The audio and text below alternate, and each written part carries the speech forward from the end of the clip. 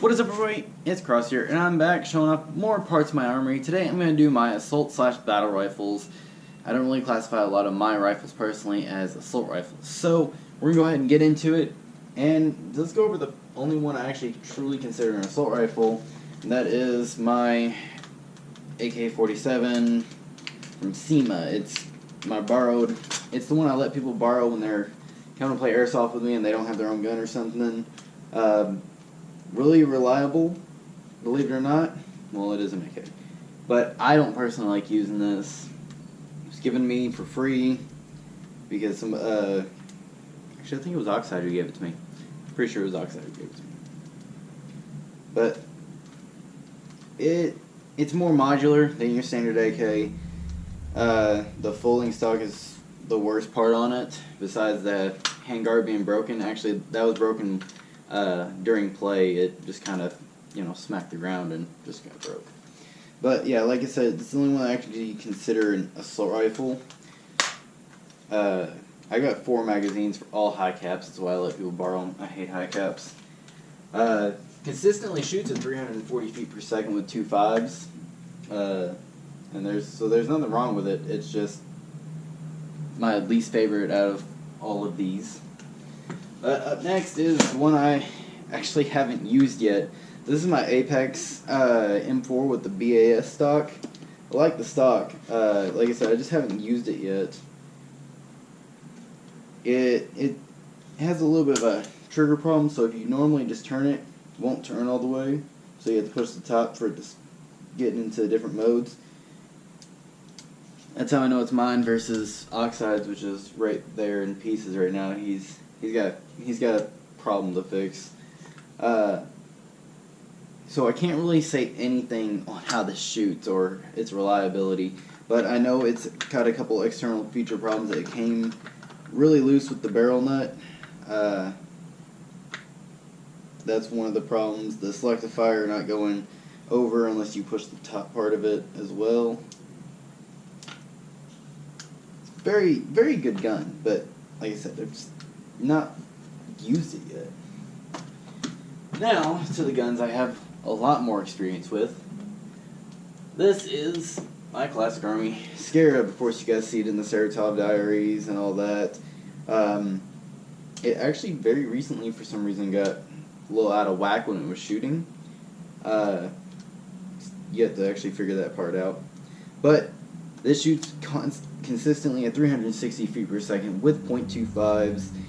I have my variable scope on here for obvious uses for recon and combat. The red dot that was mounted on here for Saratov is obviously off of it right now. Normally I use a grip pod, but I figured this is actually a lot easier for quick transitions. So might keep this on here, might swap back to my grip pod, but this is very heavy gun, very unique gun. People don't get to see it very often. It's very cool. Ambi, everything, mag release, selective fire, even bolt lock. Here's the one on this side. I gotta actually. This one's really tricky to engage. Yeah, really tricky to engage. However, this one isn't, but because I have it on this side. R-Hop. It's actually a full metal R-Hop, so it's actually pretty awesome. Very loud, very solid steel gun. Well, might be aluminum, but very heavy, very realistic, and it's the programmable trigger unit and the surprisingly comfortable stock. Just wish I had a 4th peg back so I can actually fully extend. This pretty much replaced the Troy as soon as it came in, and it proved everything. The only thing I really don't like about it is you have to completely undo these 2 screws to pop it out and put the battery in. Not very functional if you need a quick battery swap in the field. But overall, one of my best guns. easily, I'd say, number 2. But moving on to the Troy M7A1 from Echo One. Right now, this is sitting just at 374 feet per second. Not as fancy and as new. This is actually the oldest rifle I have. So this is like 3 or 4 years old. I've used it all to heck. Extended mag release for especially my shooting style, because I shoot with my middle finger, so I can quickly swap mags, although it really doesn't turn out too quick. Use the grip pod just to get a quick laydown or something. I actually added the suppressor recently. The only one weird thing about the body is the Riz goes that way a little bit, so you can't really put lasers or much on it. Don't know why that is, but it just happens. Of course, I use the magnifier and red dot combination for scouting and close quarters engagements to swap between the two. Even this is actually can fire about 30 feet farther than this and hit accurately. Little quick backstory is this is actually one of Echo One's best guns to date, sitting at a firm $220. 6.01 millimeter inner barrel. It's got plenty of power. It's chronoed at factory 400 feet per second, but obviously with 2.5s it's sitting just at 376 feet per second. It's never really failed me. It's just it's not been my primary for quite some time. So either me or Oxide will be using it this weekend. Keep saying But the Battle Axe stock, really unique feature, believe it or not. Unlike the BAS stock, this is only made to fit one type of battery, and those PEX style batteries.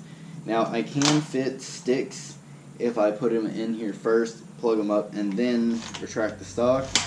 But it's only a single stick. But PEX style batteries are meant to go back here.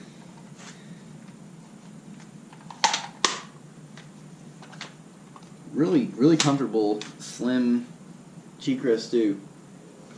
And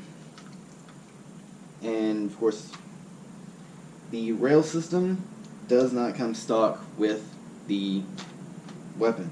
I actually had to buy this from Echo One's website themselves, because no GI, no Evike, they don't sell these specific rails.